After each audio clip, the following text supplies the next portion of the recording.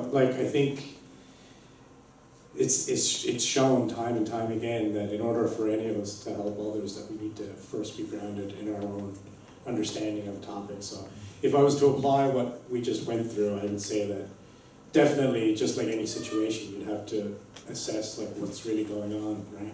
And be able to see it for what it is, and if there's value that you can bring to it and to maybe help others, and if not, maybe the right decision is to withdraw from such a thing, right? But definitely the starting point is to try to understand it for its true source. Just building on what my next door gentleman says, is that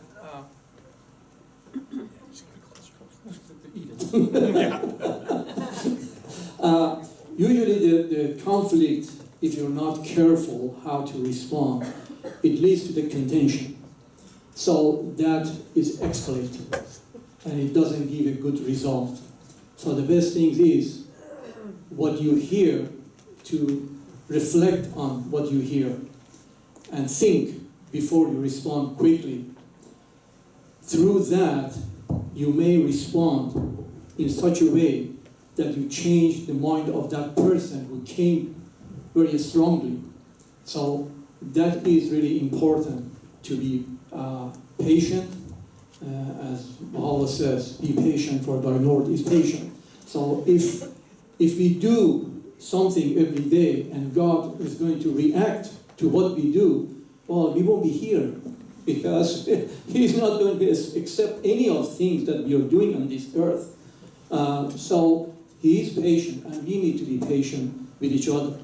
So don't react quickly, and that gradually diffuse the situation and helps the other person to understand.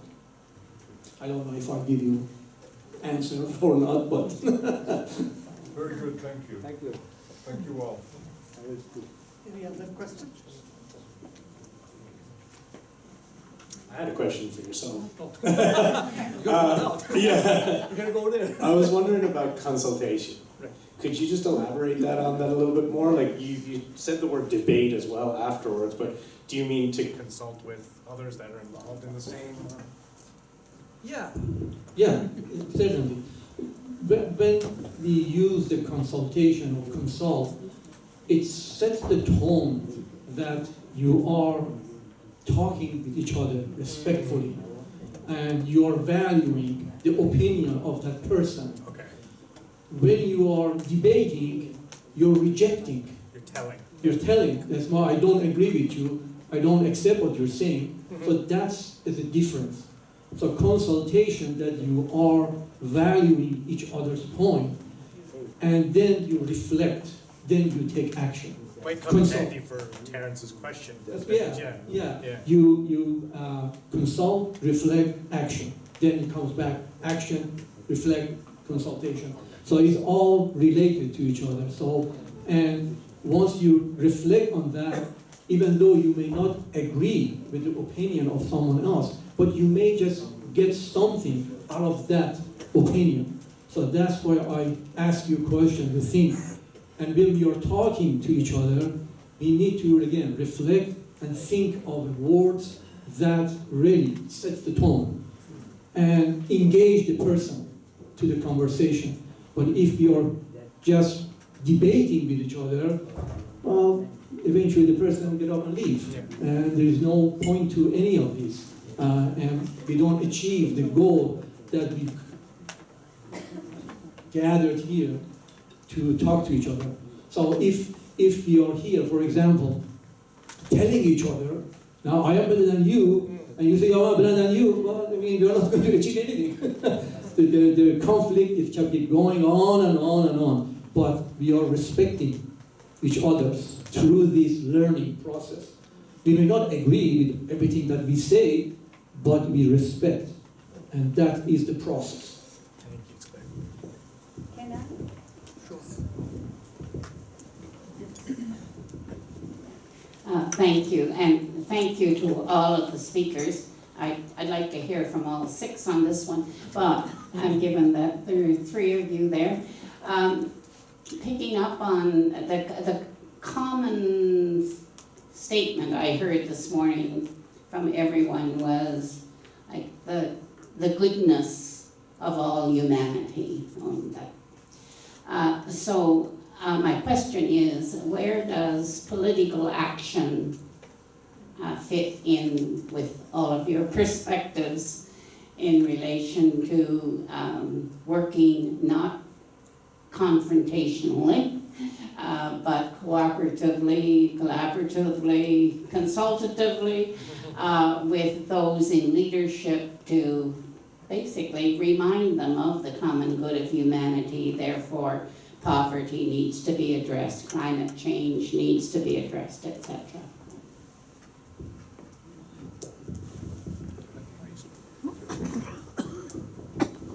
Thank you for your question. I think, like, in preparing for this session, as well as whenever we're reading through things, I see a common thing where, especially, or at least in Hinduism or Vedantic spirituality, where the focus is really put on the individual becoming more, raising their higher ideals and bringing that perspective to the equation. And until that happens, it will always be a conversation in ignorance. I think in ancient times, people's purpose was a lot clearer, you know? Like, you had kings and queens that were taking care of their subjects, and, you know, you had the warrior class and the caste system that we talked about. But now things have gotten so, you know, blurred, I guess, the lines. And I guess the main thing that I'm trying to say is just trying to bring it back to the fact of what you said, which is focusing on the human connection, the benefit of the greater good, and those types of elements, because we don't see a lot of that being the motivating factors for people's actions nowadays.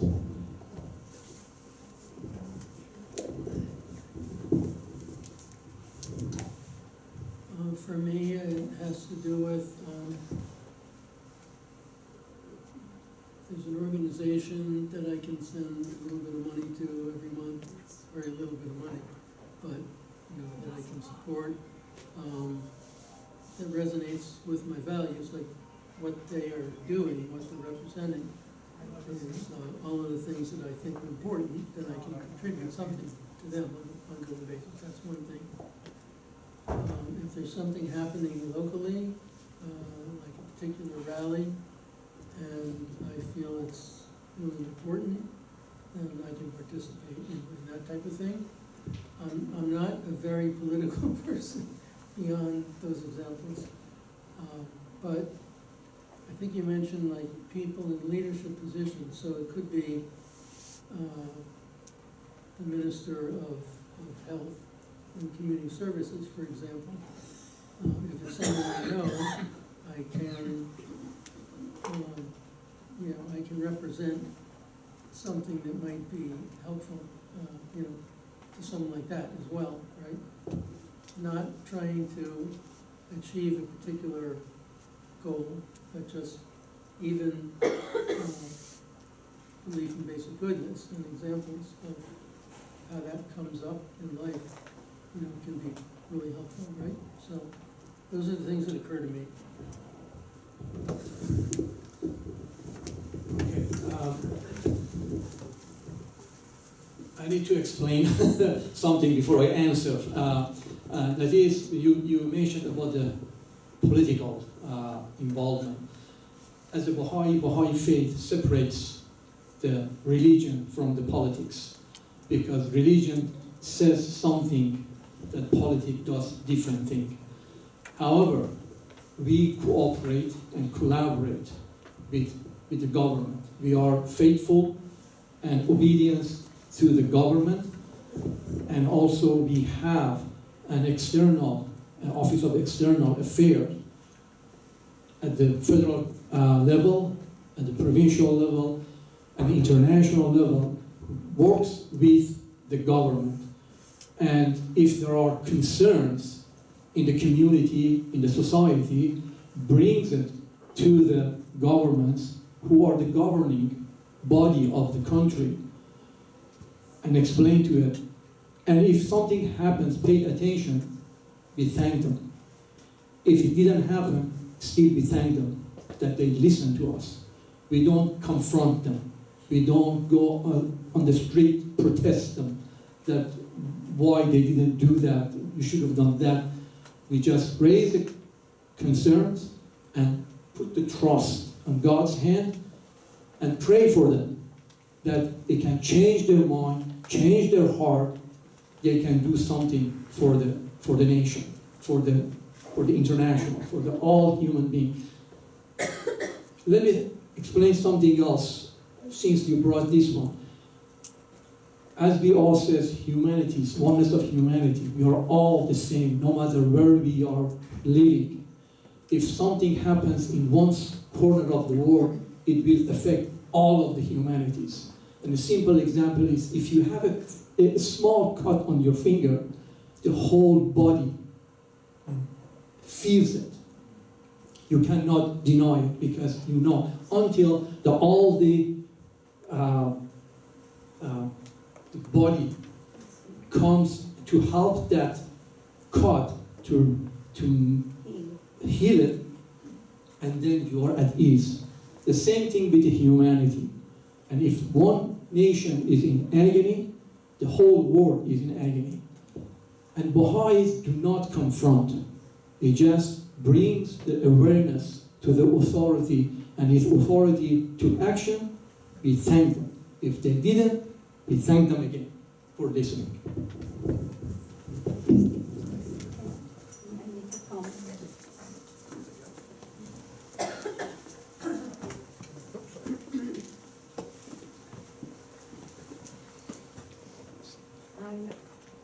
I make this comment on behalf of my husband, and the comment is that if we had paid attention to the entire theme of today's symposium, it was that essentially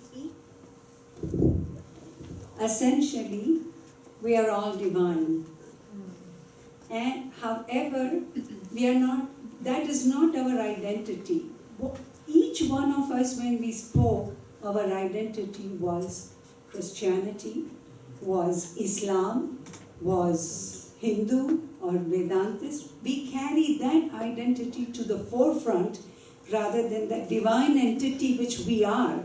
And if we are to bring that to the forefront and move ahead in the world with that identity, only then will we resolve external conflict. We may have resolved our internal conflicts by identifying with that divine principle within us. But we have to be able to feel that presence in all who are around.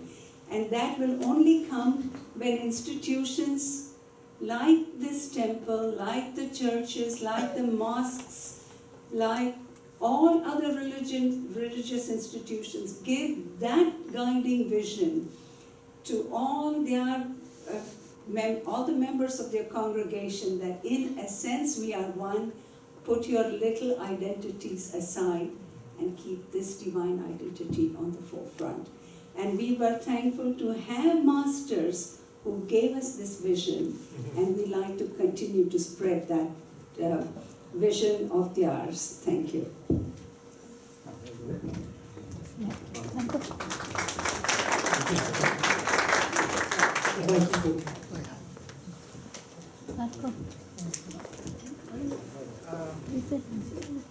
I have an observation. Is it what? Hello? Can you hear now? Well, I'm loud enough anyway. Come forward, we'll be quieter. Yeah, I have an observation and maybe it leads to a question. When I see it, all the religious people, and I'm one of you, we think about it and everything, we agree on excellent presentations, and hopefully one would think that yes, this will take care of everything. But I don't see it practically in the world. Let's even look at small examples. The wars going on all around the world. Among our own relationships, the divorce rate is around 50% in North America. Even in some of the conservative societies, like in Muslim society also, divorce is way up. There's 7 billion So people. what is the in world. diversity of the conflict? There's 7 billion people in the world, and we are 1 million here, maybe, and it's not there. And I'm trying to say, I told my president here on my right that please, you say, instead of me telling you, you know it already. Baha'i people were in our old temple also, and all the things that we have done. Last 50 years since I came here, and come home here was that thing that our Prime Minister. Yeah, let him finish speaking, then you speak. Let I'm Nazir Bhai telling you, you finish. didn't do it, that's why I'm saying it. Let him finish. I'm going to say it now, because, It's okay, Vipul, carry on. okay, now you go ahead, I won't speak anymore. So, my question is, how has the religion helped? Has it had any effect on reducing the conflict? What is your observation? What is your assessment? I think that's a very important question, but as Veeraji said right at the beginning of this symposium, we'll try to leave the external conflicts outside the door. And here, at least in this session, we'll deal only with the internal conflicts. And No, but at least internal conflicts, all of us, I think, to some extent agree that different religions have indeed helped us to deal with, resolve our own internal conflicts. The internal conflicts have an impact on the external conflicts and vice versa. But still, here we talk only about internal conflicts, so we can maybe have lunch, we can continue the conversation perhaps. But our main discussion could dwell on internal conflicts.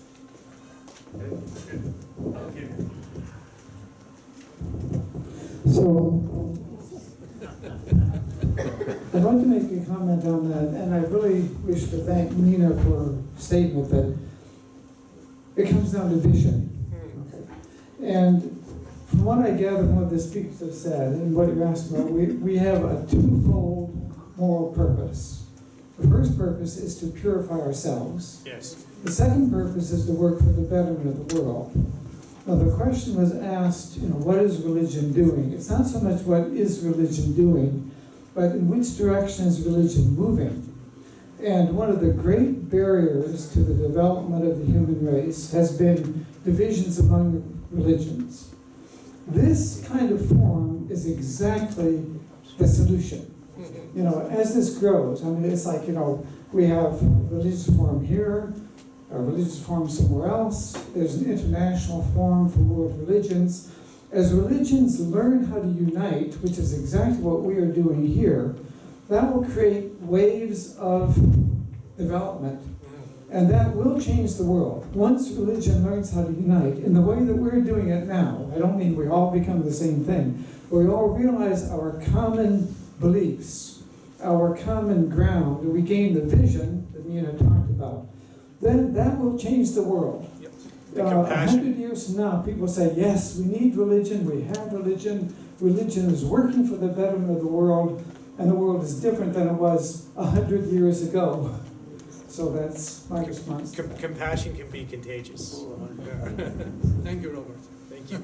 Okay, folks, before they do all the other stuff, I want you to all think very hard and try to reduce the conflict in the world even more. Because my rice cooker is threatening to wage a war with us. So it takes a little bit extra time. I'm not hungry. A little bit extra time, as he just said. If you go a little bit hungry, it's okay, you can resolve more conflict.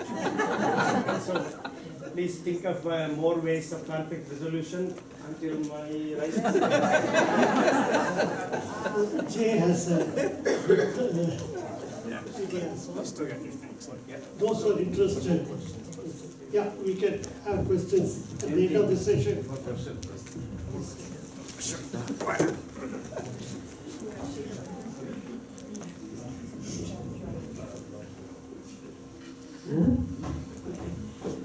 It's actually not a question. I just wanted to add that as Baha'is, when we're taught about consultation, as some individuals have already brought up, some key points that we do have to keep in mind is that when we enter a discussion, a consultation with anyone, with everyone, that as an individual, we need to be non-judgmental. And as you saw with one of the slides, and all the speakers touched upon this, the abandonment of prejudice. And as an individual, at times, because we're all human, so to speak, we are affected by society and external influences, whether it's within our family, within our workplace, within the other duties and institutions we serve. At times as an individual, I may react in a way that, again, with time and self-reflection afterwards, I recognize, oh, I made a mistake, and that was not the way I should have responded within that conversation. And as a result, please God forgive me, but I may have hurt someone or injured them psychologically or intellectually, etc. I never meant to do that. So sometimes a prejudice can be so a learned behavior, because everyone, Baha'is believe, everyone is born pure and good. So a prejudice may be so buried within myself as an individual, I don't recognize it. However, my external behavior may have been driven by it. So personal reflection and meditating on it, as was mentioned, every day take into account what I've done and ask for God's forgiveness, but also His guidance, so that I can try to do better the next day, the following day, try to be a better person than I was the previous day. So yes, in consultation, being non-judgmental, trying my best as an individual to abandon all prejudice that I'm aware of, although something may creep up within me, which I'll recognize later when I'm meditating on it. But also it's the value of every human being on this planet. And unfortunately, I cannot remember the exact teaching by our Prophet, Founder Baha'u'llah. Maybe one of the Baha'is here can help me. But we are asked as individuals, when we look at another person, look into their eyes, whether it's through consultation or discussion, or they may have harmed us, whether physically, mentally, psychologically, someone may have harmed me during a particular situation, that I am reminded I need to look into this person's eyes and see the face of God, see the face of divinity or Baha'u'llah looking back at me. So that prevents me from behaving like a beast in the field, which is not worthy of the station that God has made each and every one of us. And that I see the value in this person who may be having a bad day, or like myself, there may be a learned prejudice that has resulted in this person's behavior to harm me. I need to forgive this person. I need to pray for this person, but also ask God to guide me. How can I be a better person the next day?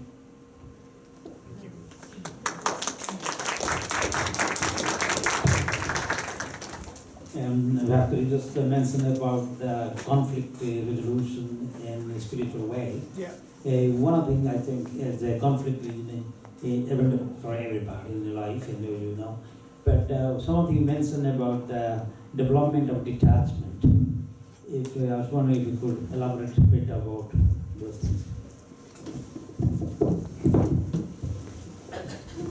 Yeah, thanks very much for the question. I think, the main takeaway on the concept of detachment really was linked to the previous concept of discrimination, as we say, vivek. So once we start seeing things, like we said, for what they are as opposed to what our preconceived notions are telling us, and we start to see it, I was given an example once about, if somebody like ignorance is bliss, as we say, right? So we go on, continuing on doing something, we don't know that it's wrong, and we still do it. We don't know.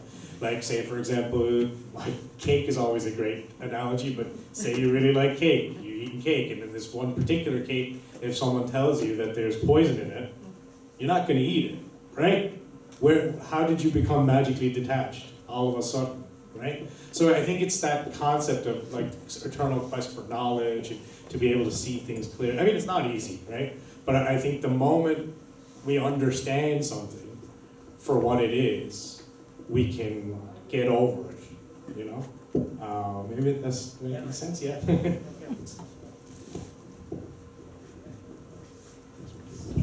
Okay, let's try this thing. Question comes to my mind.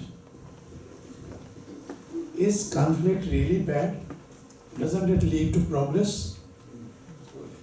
See, conflict resolution is important, but conflict itself, doesn't it lead to progress?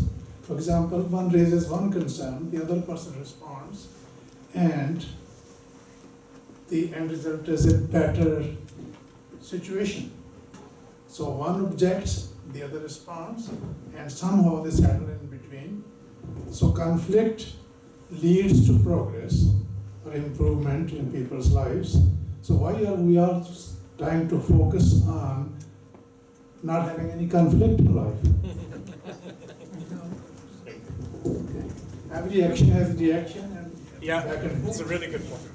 Yeah, I'm really glad you brought that up. And I think definitely conflict can lead to good things. It doesn't always, as we know. For example, I present workshops, a series of workshops, applied mindfulness workshops. There's one that's currently going on, and I've got a team of several people with that are attending these with me. So there's one woman who she's very, very bright. Can you hear? Yeah. Is there a mosquito over there? I can't hear you. You still can't hear me? No, I can't. Oh, okay, sorry. So I'm saying there's a woman who's present at my workshops, and she's very bright, and she comes up with these ideas that would never occur to me, because by now I do things a certain way in these workshops. And in a way, it's not really conflict, but it is something that all of a sudden I have to deal with. I have to consider this other suggestion, which at first glance, they're not always things that I agree with, you know. But in every case that I'm thinking of right now, where I have dealt with them and talked to her and done a little research, they were very good ideas. And so I've incorporated them, you know, into going forward, right? So that would not have happened without her suggesting. See what I'm saying? So that's a kind of a minor form of conflict, but when something comes along that challenges the way we do things, it sort of is a conflict. And then how we deal with it, you know, is the important thing.